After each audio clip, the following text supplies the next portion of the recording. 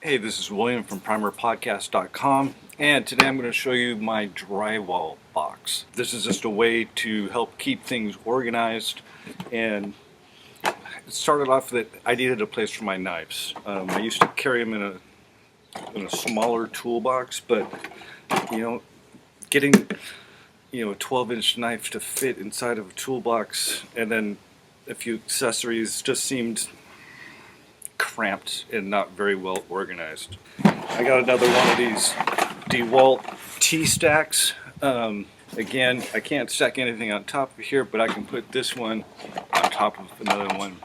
Storage in the truck, on a trolley, good to go. So, first off, my knives. Now, this actually was slightly inspired by the Vancouver carpenter. I highly recommend checking out his YouTube channel. Lots of great info there. Knives. Yes, I can work out of them straight out of the box here, but then I can't get to anything underneath. So all this is layered up plywood, and then I put in slots for the tools that I need. This is a little top heavy, so made a couple legs.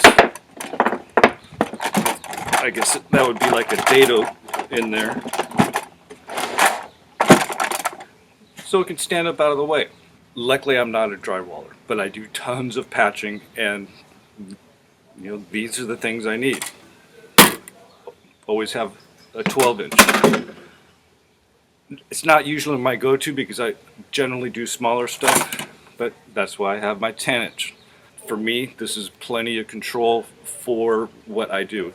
Now, if you do big stuff, you're going to need the 12-inch, and you're actually going to need a trowel and a hawk. I generally don't do that large of a job, so I don't carry it with me. That's something I can go to the truck for or load up that day. Generally, these two knives, as well as a couple taping knives, are going to get me through what I need to do. I also always make sure I've got a scraper and painter's tool, as well as a couple smaller putty knives. Never know what kind of patching and mixing and stuff you're going to need to do.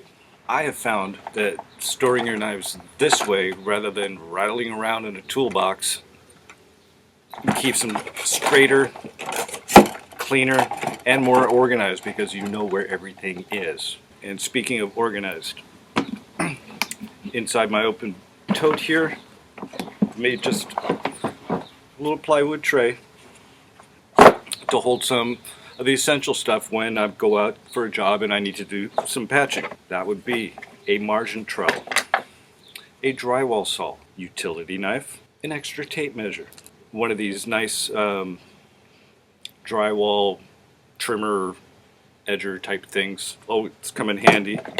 You're gonna need a screwdriver. If you watched one of the other videos, I hate these things, but it's gonna get you in a pinch. Sanding block, nice and accessible, and pencils, pens, something to mark with, pencil sharpener. You always want to make sure that you carry a spare driver. Don't loan this out. This one stays in your box and it's used for emergencies. Diving a little bit deeper into the box, you always want to carry some spare rags. There's always something that needs to get wiped down, cleaned up.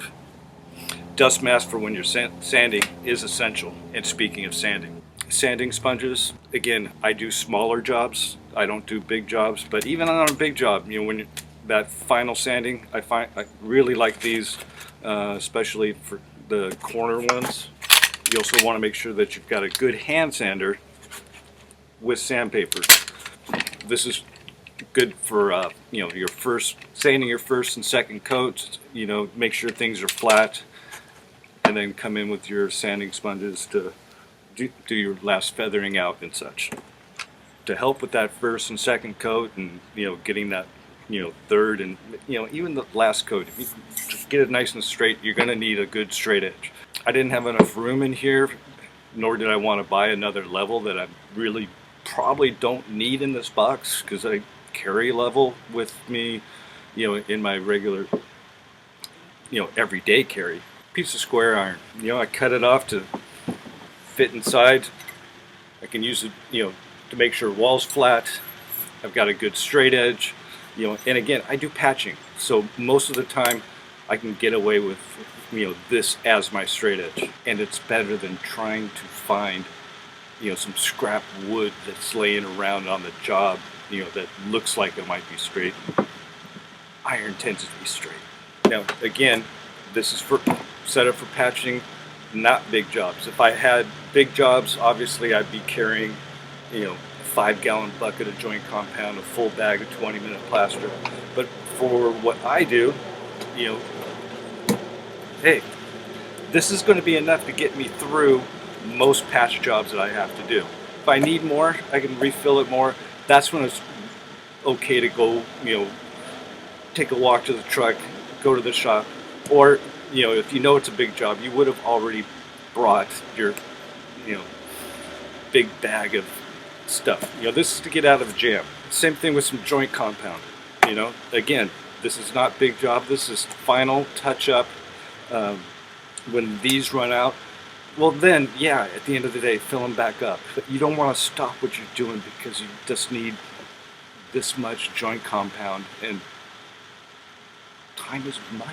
Speaking of trying to have stuff that you need, if you're doing a small job, hey, I've got drywall screws, 2 different sizes. This is generally enough to get me through the job. At the end of the day, then I go refill them.